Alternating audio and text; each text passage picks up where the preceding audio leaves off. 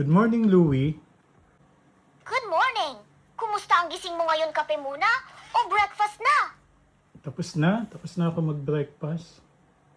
Nakabihis na nga ako eh. Maya-maya papasok na ako sa trabaho. Ayos! Nakabihis ka na pala, ready na for work. Ingat ka mamaya. Alvin, gusto mo ba ng mabilis na good morning line na pang video bago ka umalis? Louie, ano ba may papayong pag minsan parang nabe-burnout na tayo sa mga ginagawa natin?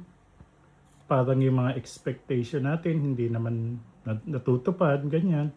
Parang nawawala na tayo ng gana, ganyan. Ano ba magandang mong maipapayo?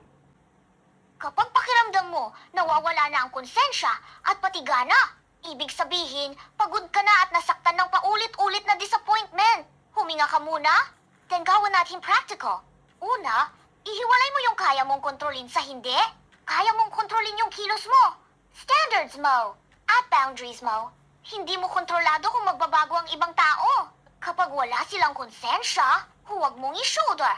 Pangalawa, ibalik mo yung gana sa pamamagitan ng maliit na routine. Isang simpleng goal lang per day. Halimbawa, today, tapusin lang ang work ng maayos at umuwi ng safe. Bukas na yung ibang problema. Pangatlo, protect your heart. Kung may taong paulit-ulit kang dinadaya o sinasagad, mawasan mo access nila sa'yo. Hindi ito pagiging masama. Self-respect too.